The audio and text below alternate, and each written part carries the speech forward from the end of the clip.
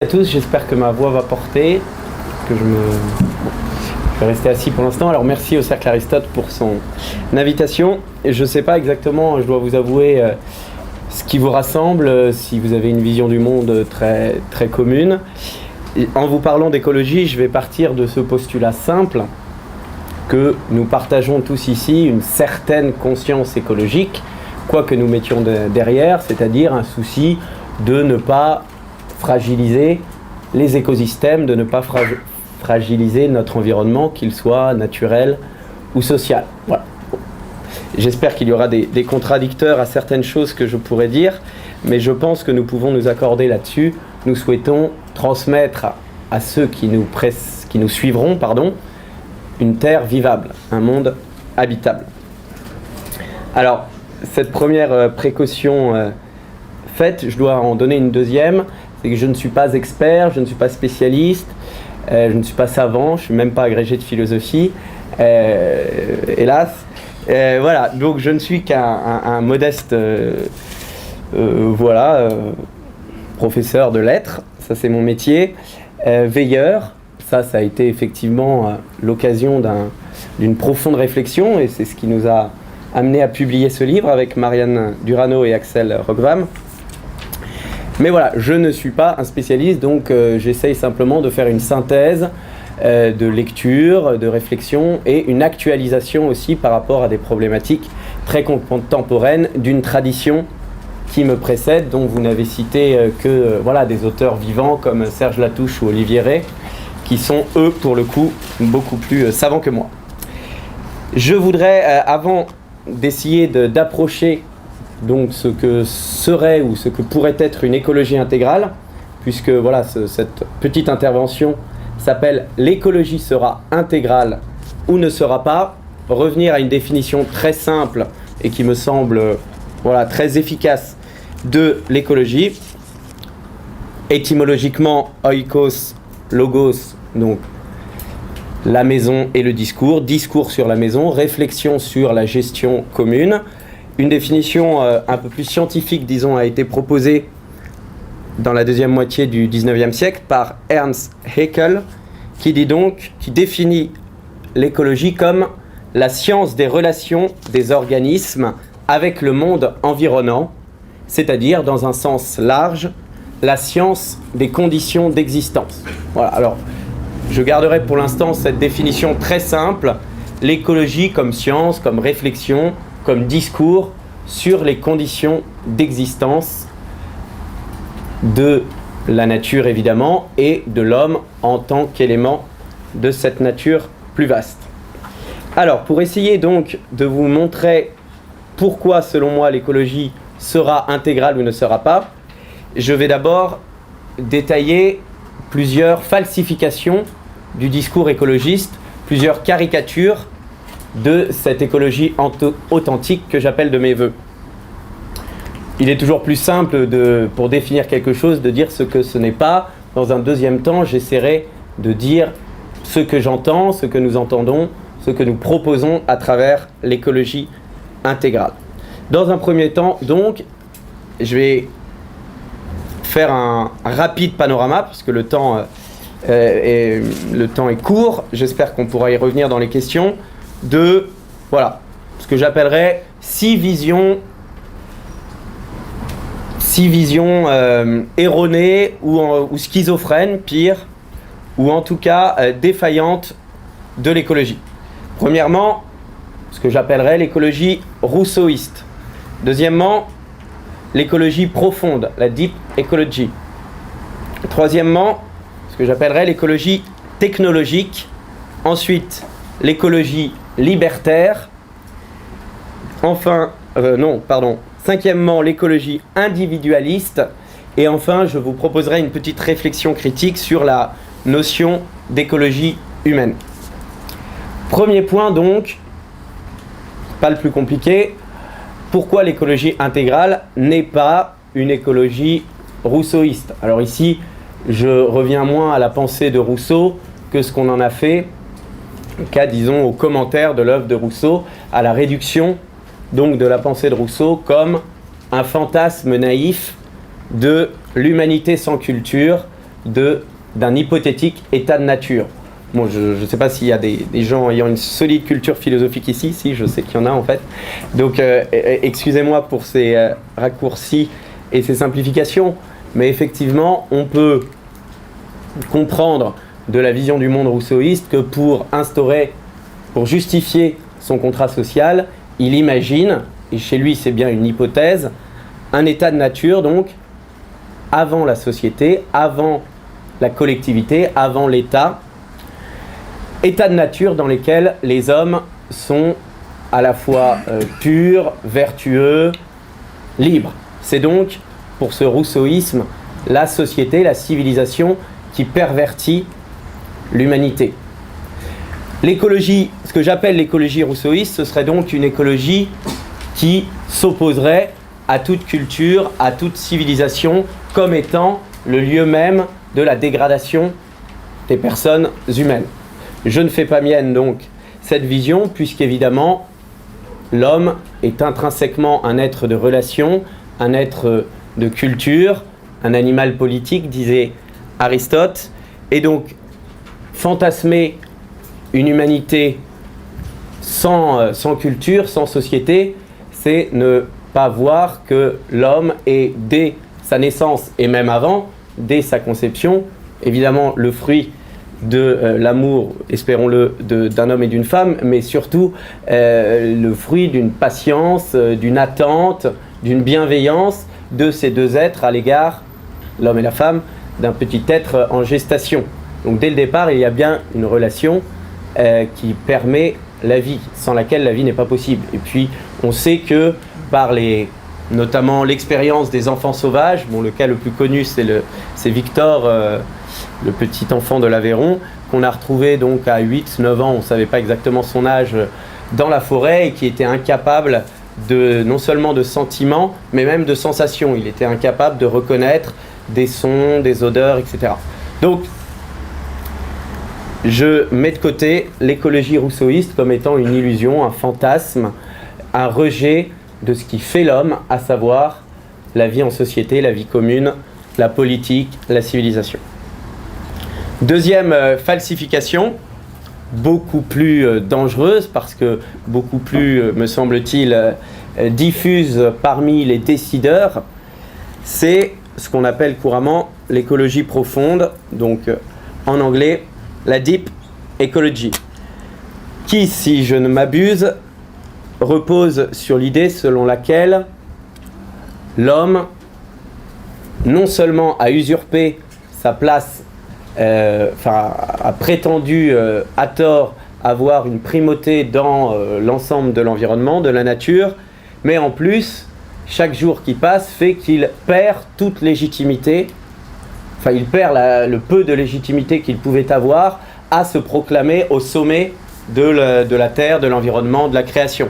Évidemment, ici, vous avez très explicitement un rejet de l'humanisme classique qui est fondé assez largement sur la révélation biblique et même d'autres révélations religieuses où l'homme, parce que notamment il est pourvu d'une âme, parce que pour les chrétiens, Dieu a pris chair humaine, a une place particulière dans ce que les chrétiens appellent la création. Puisque dans la Genèse, vous avez le commandement divin, vous avez plusieurs commandements, notamment Adam reçoit le pouvoir de nommer les choses, de donner un nom aux choses, donc c'est une première procréation, une première participation à la création divine, on peut le voir comme ça. Et puis surtout, évidemment, il y a cette phrase célèbre, multipliez-vous et soumettez la terre, dominez la terre.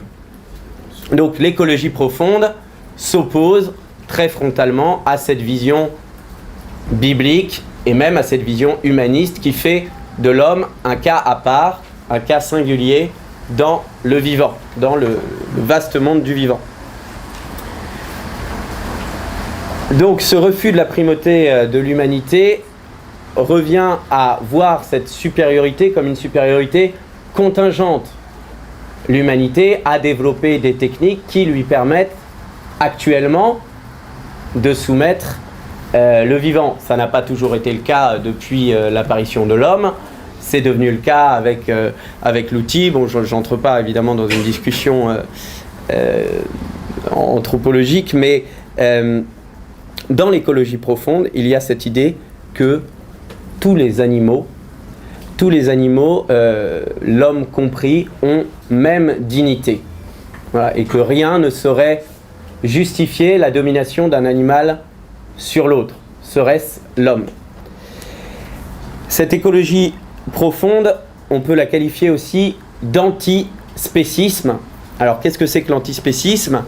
L'antispécisme est l'équivalent pour la cause animale de l'antisexisme ou de l'antiracisme ou de la lutte contre l'homophobie, par exemple. À savoir, j'explique, comme il y a un racisme, comme il y a un sexisme et comme il y a des discriminations envers les personnes homosexuelles, il y a ou il y aurait une discrimination selon les espèces. Vous avez des discriminations selon le sexe, selon l'orientation sexuelle, selon la couleur de peau et selon les espèces animales. On voit immédiatement à quoi ça fait référence. Par exemple, chez certains milieux végétariens, radicaux, vous savez qu'il y a toute une échelle, les véganes, les végétaliens, etc. Ça passe par un refus sympathique en soi de consommer de la chair animale, voire de consommer des produits issus des animaux, comme par exemple les œufs ou le lait. Cet antispécisme donc revendique l'égalité entre toutes les espèces. Alors évidemment, quand on dit ça, il faut légitimer en tout cas les causes de cette... enfin pas légitimer les causes, mais il faut comprendre pourquoi on peut en arriver là, à savoir que ce n'est qu'une réaction à l'humiliation de la nature et des animaux par l'homme. L'écologie profonde, en quelque sorte, humilie l'homme parce que l'homme avait humilié la nature, avait dégradé l'environnement, avait rabaissé les animaux à un rang de pur objet de consommation. Donc, entre guillemets, c'est parce que c'est l'homme qui a commencé qu'on va le rabaisser un peu. Alors, c'est un vrai problème derrière ça. Aujourd'hui, il y a des évolutions législatives pour savoir comment on considère, évidemment c'est un problème philosophique vieux comme le monde, quelle place on accorde législativement aux animaux. Je crois qu'il y a eu une évolution juridique récente qui consiste à dire que les animaux domestiques, par exemple, ne peuvent pas être considérés comme des simples meubles. Ils ont un autre type d'existence, de relation. Et on sait, dans nos sociétés de solitude, qu'effectivement, les animaux domestiques remplissent un rôle affectif très important auprès de beaucoup de personnes, notamment des personnes âgées. Donc, il y a eu aussi, vous savez, les vidéos qui ont beaucoup choqué sur les animaux torturés et postés ensuite sur YouTube. Donc, derrière ça, il y a une saine réaction, évidemment, de dégoût face à l'homme qui se croit permis de maltraiter les animaux. Et même, on peut aller plus loin, une large partie de l'industrie agroalimentaire est fondée sur une exploitation peu respectueuse. Alors, peut-on parler de respect pour les animaux ? Ça, c'est une question philosophique. En tout cas, voilà, l'industrie agroalimentaire, les batteries, par exemple, des poules, etc., on sait, beaucoup de reportages, etc., le montrent. S'il y a des gens qui travaillent dans ce domaine, ce serait intéressant d'avoir leur point de vue. Mais qu'a priori, on se dit que pour une poule, c'est mieux de pouvoir vivre dans un espace un peu ouvert plutôt que d'être enfermé dans un poulailler avec 20 000 congénères. Bref, donc derrière ça, il y a bien effectivement des scandales de maltraitance des animaux qu'il faut prendre sérieusement. Pour autant, ces maltraitances doivent-elles nous conduire à, parce que l'homme s'est lui-même dégradé par son comportement scandaleux contre les animaux, à le rabaisser à notre tour? c'est en tout cas donc cette vision de l'écologie antispéciste qui va refuser toutes ces discriminations et donc qui va vouloir faire de l'homme un animal comme les autres.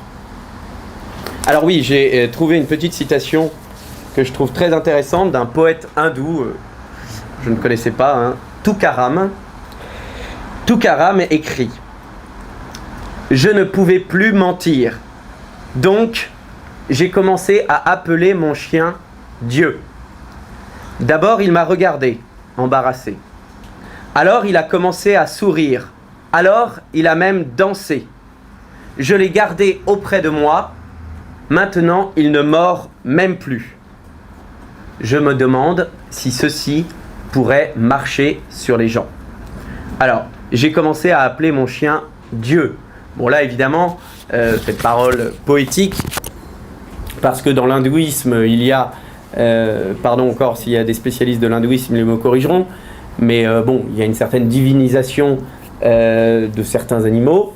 Bon, ici, ce poète donc explique qu'il a, en divinisant son chien, il l'a humanisé, et il se demande si ceci pourrait marcher sur les gens, à savoir si en les divinisant, on ne pourrait pas les humaniser, les civiliser. Alors, le paradoxe est intéressant, puisque si on se place par rapport à notre civilisation, qui effectivement tend à diviniser l'être humain, à considérer en tout cas l'humain comme ayant un potentiel de concurrence des dieux. Alors, pardon, je corrige ce que je viens de dire. Il y a la vision chrétienne qui dit que l'humanité a acquis une dignité exceptionnelle par l'incarnation de Dieu, par l'incarnation de Dieu en Jésus-Christ. Et puis il y a aussi toutes les idéologies de l'homme fait Dieu, Prométhée, ce que vous avez dit de l'hubris, etc. Ça c'est des choses peut-être sans doute plus connues, donc j'y reviens pas. Donc l'idée que quel que soit l'animal, homme ou bête, parce que nous appelons les bêtes, évidemment là aussi les antispécistes voient dans cette appellation une insulte, une discrimination. Vous avez chez Derrida par exemple, dans un texte qui s'appelle « L'animal que donc je suis », l'idée que appeler un être vivant autre qu'une plante ou un animal, autre qu'une plante ou un homme, un animal, est déjà une insulte, c'est-à-dire c'est se distinguer des animaux alors que nous sommes des animaux. Donc appeler un chien un animal, c'est évidemment l'insulter, le discriminer. Donc cette citation de Tukaram est intéressante, me semble-t-il, parce que, donc du poète hindou, parce qu'il il divinise son chien, et diviniser son chien, c'est aussi faire perdre à ses semblables, aux humains, leur monopole, le monopole de ce caractère, disons, exceptionnel dans la nature.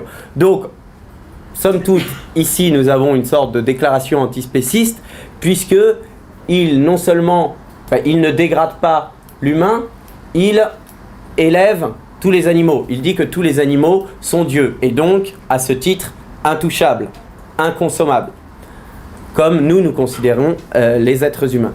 Donc, avec la philosophie ou la pensée antispéciste, vous avez donc une mise sur un même plan des bêtes, des animaux, et pour les plus radicaux, peut-être un jour, et il y a déjà des penseurs qui vont dans ce sens-là, avec même certaines espèces vivantes que sont les plantes. Après tout, qu'est-ce qui nous permet de discriminer les plantes ? Évidemment, on voit qu'on peut aller très très loin.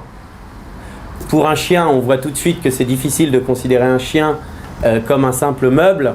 En revanche, évidemment, pour les petits animaux, comme les moustiques, on aura du mal à considérer qu'on commet un meurtre en tuant un moustique, alors que, évidemment, massacrer un chien à coups de talon, on aura beaucoup plus conscience d'un acte grave. Mais fondamentalement, si tuer une vache pour manger sa viande, c'est la discriminer, dans ce cas-là, c'est vrai de tous les autres animaux à commencer par le moustique. Donc ça devient compliqué aussi d'imaginer un respect total, une lutte totale contre toute discrimination fondée sur l'espèce. Je ne sais pas très bien à quoi ressemblerait un monde dans lequel aucune discrimination sur l'espèce ne pourrait être faite. Et j'espère être clair, c'est une recherche plus qu'une pensée aboutie, donc je réfléchis, j'espère en même temps que vous, et voilà, et on y reviendra, je le souhaite. Troisième falsification de l'écologie que j'appellerais technologique, l'écologie comptable, l'écologie qui se réconcilie avec la rationalité économique. C'est ce qu'on appelle le développement durable, ou le capitalisme vert, ou la croissance verte. Alors, qu'on ne se méprenne pas, il y a déjà un mieux dans le développement durable, à savoir que prendre en compte l'intérêt des générations futures dans nos modes de production et de consommation, évidemment que c'est mieux que de n'en avoir rien à faire. Cependant, le problème que me semble poser cette écologie technologique, ce développement durable, c'est qu'il va essayer de corriger certains excès, certains abus à la marge, sans remettre en cause le principe même de notre système économique qui est donc productiviste, qui consiste à une croissance du PIB maximum. Vous pouvez repeindre en vert votre 4x4, lui faire consommer un peu moins de diesel ou de je ne sais quoi, il n'empêchera pas que nous ne pourrons pas vivre à 6, 7, 8 milliards d'êtres humains, chacun possédant un 4x4 et l'utilisant au maximum pour aller passer un dimanche à la campagne. Le développement durable, donc, se condamne à déplorer les effets dont il chérit les causes, selon la formule célèbre de Bossuet, déplorer les effets dont il chérit les causes, c'est-à-dire déplorer par exemple les perturbateurs endocriniens. Vous savez, ces substances qu'on trouve dans tous les éléments du quotidien aujourd'hui, tous les plastiques, énormément de substances qui ont des conséquences gravissimes sur notre santé. Donc déplorer les effets des perturbateurs endocriniens sans remettre en cause les productions à bas coût qui permettent à tout le monde d'acquérir un ensemble de plus en plus démentiel de gadgets. Cette écologie technologique, comptable, rationaliste ou pseudo-rationnelle, puisqu'en réalité elle déclenche plus de problèmes, enfin elle apporte plus d'inconvénients que d'avantages, est analysée par un grand philosophe de la technique qui est Jacques Ellul comme précisément le meilleur moyen pour l'économie de découvrir des nouveaux marchés.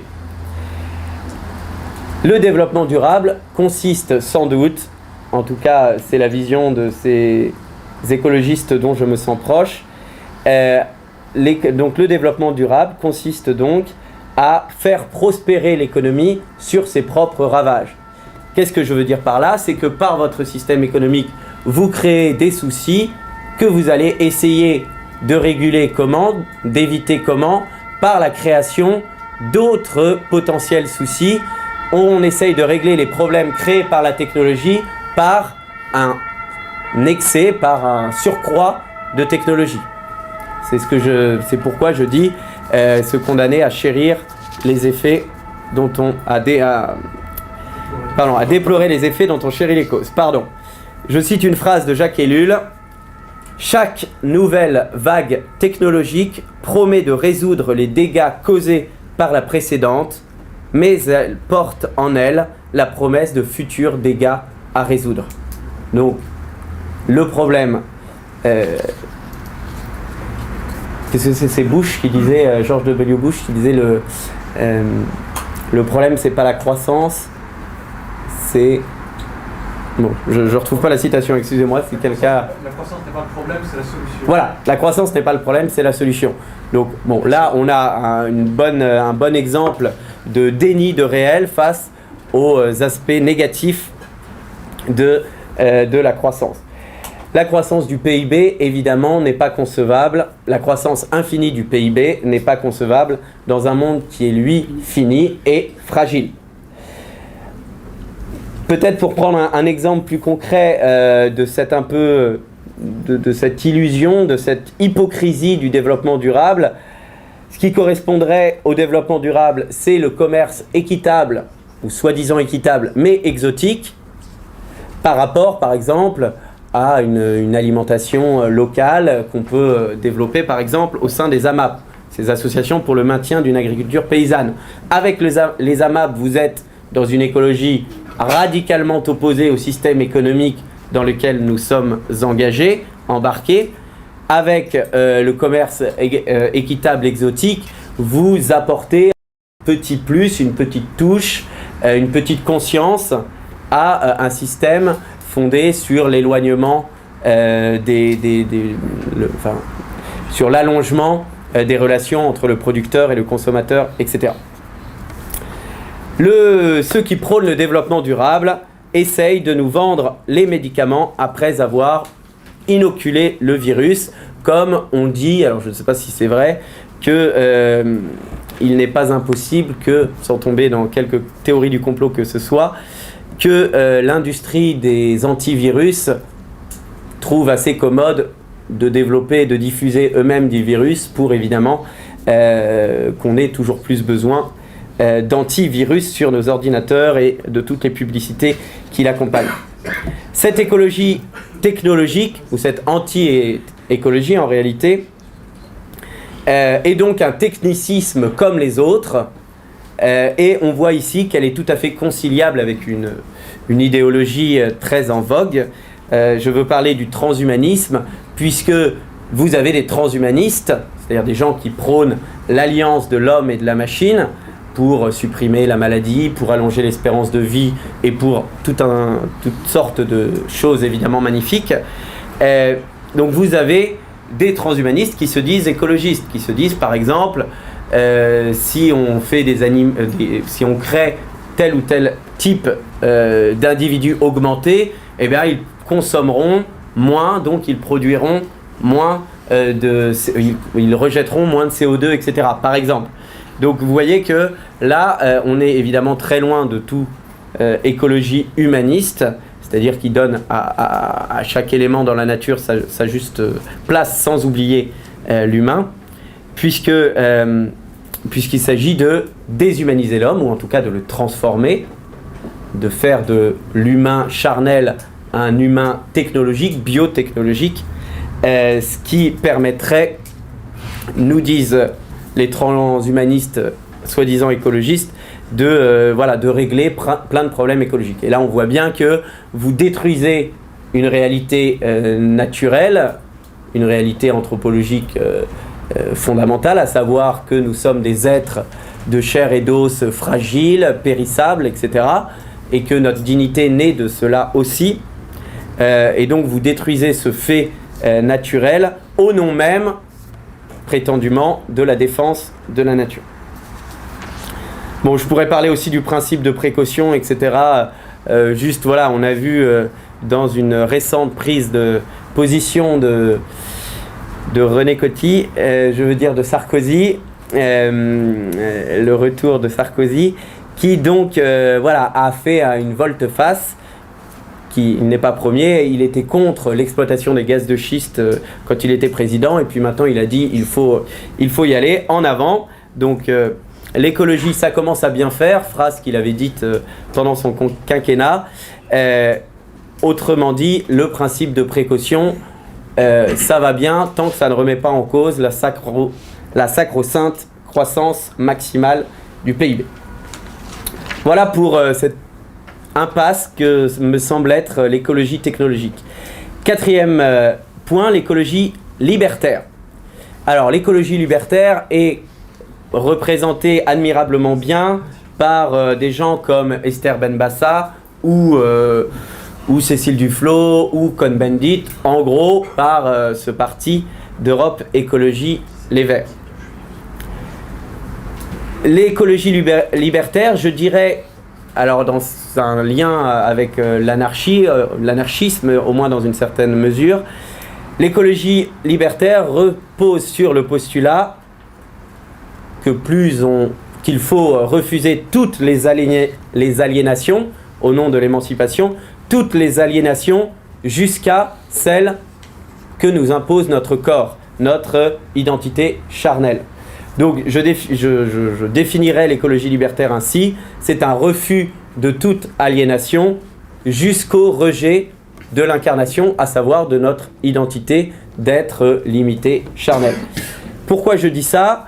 Je ferai une très rapide allusion, sans doute ce sont des choses qu'on a beaucoup dites, donc inutile d'insister, sur toutes les questions autour de l'émancipation de l'individu par rapport non seulement aux stéréotypes culturels, mais aussi au carcan biologique dans lequel la société prétend nous enfermer.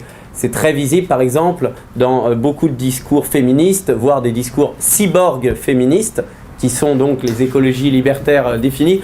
Je vous assure, Marianne Durano, qui a coécrit le livre, travaille là-dessus sur un philosophe qui était à Nanterre et qui est maintenant à Lyon 3, qui s'appelle Thierry Oquet, Donna Haraway, etc., qui elle est italienne, malgré son nom, qui donc vous parle très sérieusement du cyborg féminisme, à savoir le moment où on aura enfin libéré l'homme de sa limite charnelle biologique. Donc, évidemment, on est tous nostalgique de l'époque hippie, enfin en tout cas moi je le suis en partie seulement, à savoir, vous voyez, ces vies authentiquement plus simples, moins artificielles, où on cultivait sa terre, on essayait de vivre le partage, etc. Ici, évidemment, on n'est plus du tout là-dedans, puisque très rapidement, on tombe sur un nouveau technicisme, ce qu'on voit très simplement avec la procréation artificielle, la reproduction artificielle de l'humain, qui est donc le combat de pointe d'Europe Écologie Les Verts. Je n'ai jamais entendu parler, Esther Benbassa, d'un sujet écologique. Je n'ai jamais entendu parler contre les pesticides, contre les perturbateurs endocriniens, etc. Sans doute l'a-t-elle déjà fait, ou contre le nucléaire, ou contre Notre-Dame-des-Landes. Son principal combat, c'est évidemment la PMA et la GPA pour tous, après d'autres combats. Donc on voit ici que ces écologistes libertaires, et ça je ne suis évidemment pas le premier à dire, Bernard Charbonneau dans les années 70 le disait déjà à propos des 68 arts qui finalement par leur laxisme, leur hédonisme encourageaient, favorisaient le marché, la consommation. On a donc ici avec ces écologistes libertaires de véritables idiots utiles du capitalisme, du techno-capitalisme plus exactement, puisque en défendant dans le domaine des mœurs l'idée qu'il faut tout laisser faire et tout laisser aller, ils ouvrent des brèches pour la technique et donc pour le marché. On voit aussi cette écologie libertaire avec l'éthique minimale, qui est une philosophie, je ne sais pas si certains connaissent, de Ruwen Ogien notamment, c'est le propagateur de cette éthique minimale en France, disons, qui consiste effectivement à refuser tout frein moral, social, à fustiger tout frein moral, social comme un épouvantable fascisme, et donc à dire la liberté de vendre de son corps, de vendre un élément de son corps, doit être totale. Donc vous avez ici, par exemple, dans ces discours-là, au nom même des refus, de l'aliénation, des discours culturels, etc., une soumission au marché, puisque vous avez chez Ruwen Ogien, vraiment, dans des textes, c'est noir sur blanc, au nom de quoi l'individu n'aurait-il pas le droit, ne serait-il pas libre de vendre une partie de son corps, etc. Et ici, vous retrouvez évidemment l'éternel conflit entre la liberté et la dignité. Bref, c'est des sujets, évidemment, là je lance plein de pistes, je suis désolé d'aller si vite, d'ailleurs je ne sais pas combien j'en suis, vous me dites. Mon Dieu. 5e point, l'écologie individualiste. Ça, je serai très rapide, c'est l'écologie bobo, c'est l'écologie du développement personnel.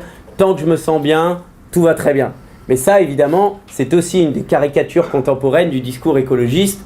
Et donc, très souvent, quand on se présente comme écologiste, on vous renvoie à ces caricatures-là. On vous renvoie soit à Esther Benbassa, soit à tous les auteurs de développement personnel qui sont en fait dans une logique purement individualiste, celle du bien-être, celle du développement personnel.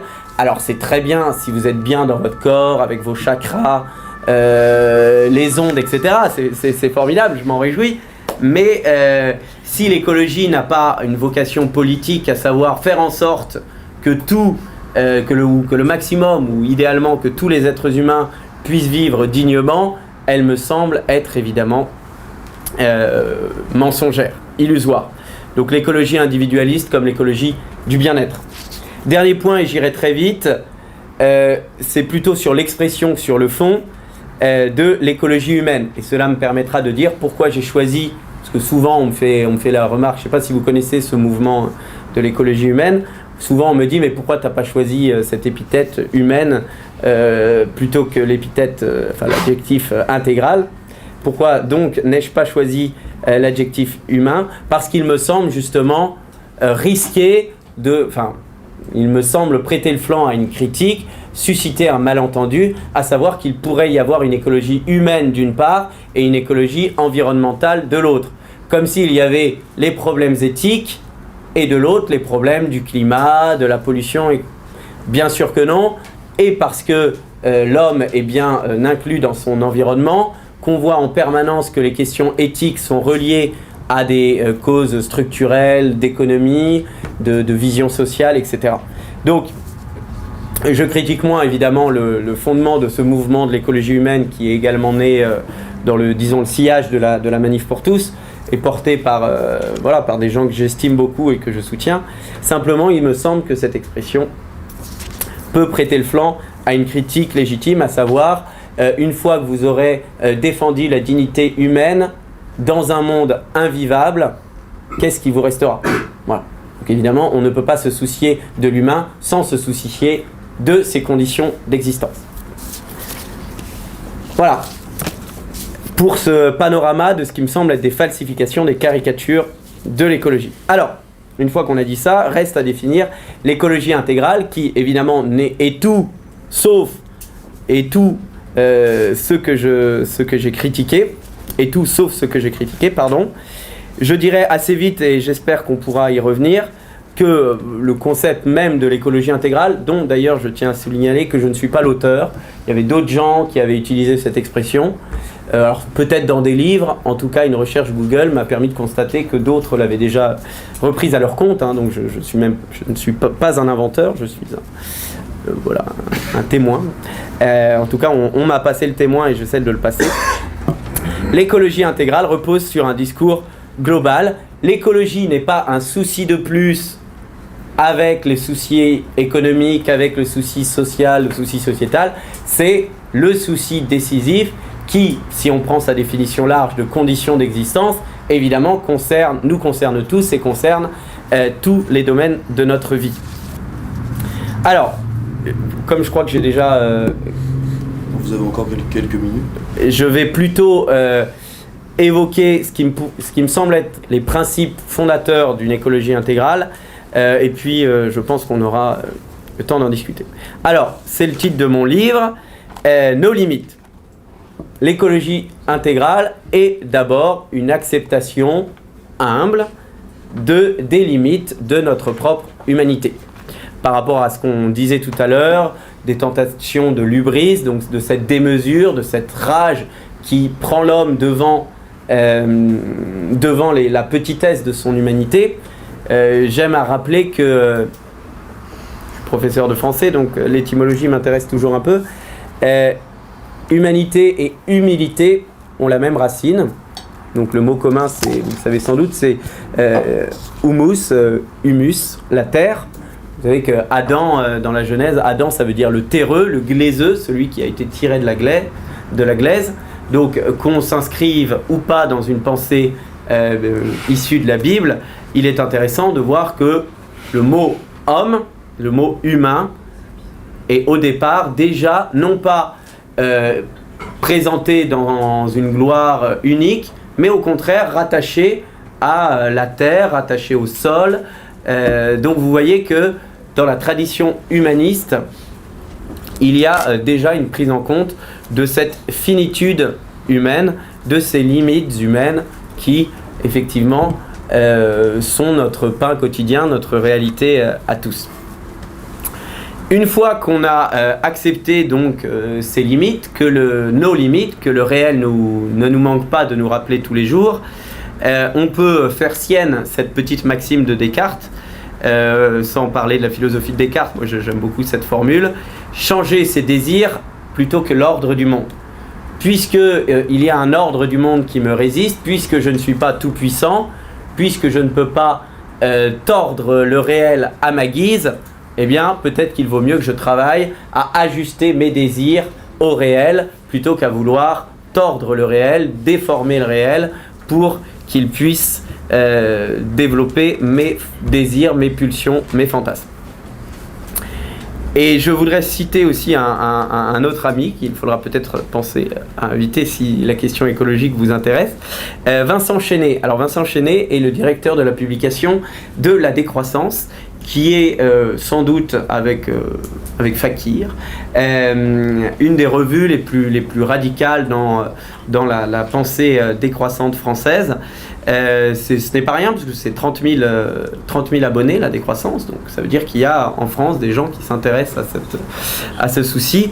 Et dans son dernier livre, Vincent Chénet, donc le dernier livre s'appelle Décroissance ou Décadence, le titre me semble assez éloquent, il réfléchit beaucoup au caractère juvénile de notre époque. Alors lui, il l'analyse de manière psychanalytique en voyant derrière ça l'absence du père, l'absence de la loi, des choses assez connues. Notre époque est juvénile en ce qu'elle refuse tout simplement les limites du réel. Elle refuse qu'on mette un frein à ses pulsions, à ses désirs. Tout désir individuel doit aujourd'hui être institué en droit sous peine d'insupportables discriminations. Et ça, évidemment, c'est peut-être tout simplement un déni de réel, une négation de ce qui est et de cette limite irréductible qui vient notamment, pas seulement, mais notamment de notre corps, de notre identité charnelle.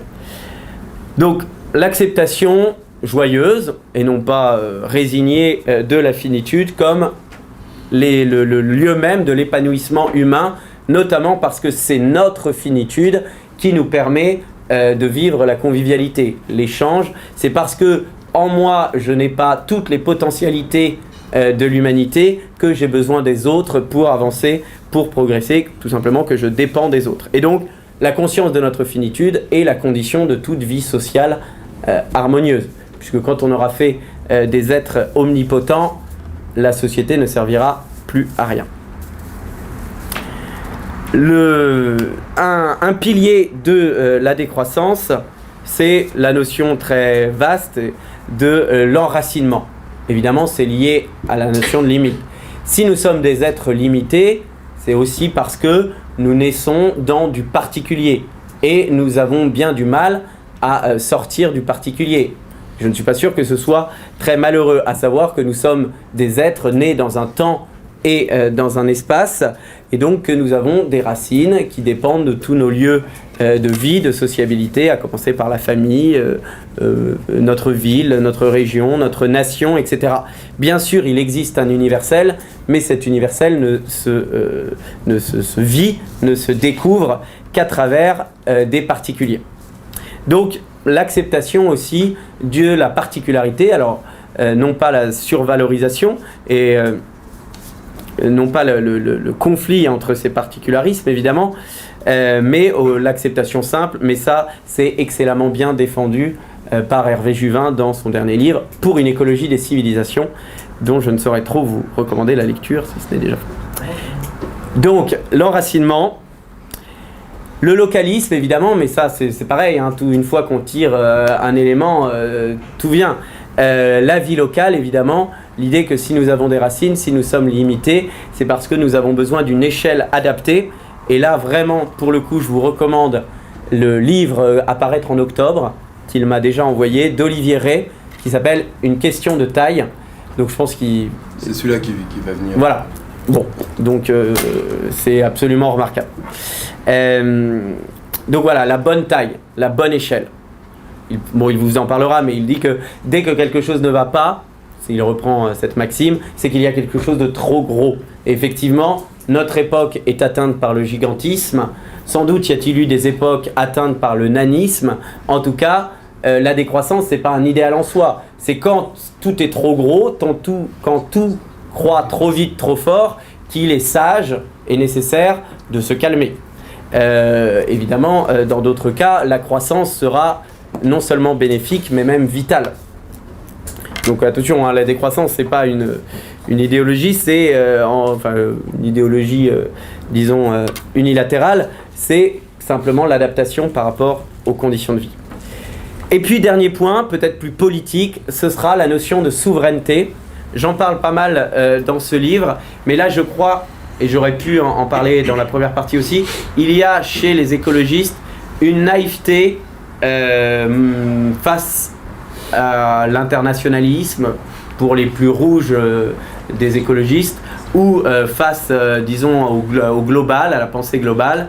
Il y a beaucoup de citoyens du monde qui se disent écologistes, ce qui me paraît impossible. Ivan Illich, grand penseur de l'écologie, de la décroissance, disait « Moi, je n'habite pas le monde, je n'habite pas la planète, j'habite mon village, éventuellement ma région, etc. » Alors évidemment, maintenant que les technologies nous ont permis de traverser le monde en quelques heures, cela tend à changer, ou nous donne l'illusion que cela change. Cependant, nous n'habitons jamais le monde. Ça ne veut pas dire que les problématiques ne soient pas globales, universelles, et notamment les problématiques environnementales. On ne va pas régler politiquement les difficultés liées au climat pays par pays. Il faut évidemment travailler en gouvernance. Mais pour autant, on ne fera rien sans le retour aux souverainetés locales. En Europe, la souveraineté des États-nations. Et je crois que c'est décisif de relier aussi cette écologie à ce souci de la souveraineté, à un moment où, autant sur le plan économique que sur le plan politique, nous déléguons notre pouvoir, notre capacité à vivre, à transmettre la vie de plus en plus à des experts, à des technocrates lointains. Donc on voit ici un lien entre nos problèmes de globalisme politique et nos problèmes écologiques, à savoir que l'homme est de moins en moins capable de vivre par lui-même. Il a de plus en plus besoin, parce que le système dans lequel il est lui impose cela, de confier l'intime de sa vie à des technocrates et à des experts, ce que j'espère ne jamais devenir. Merci. Merci.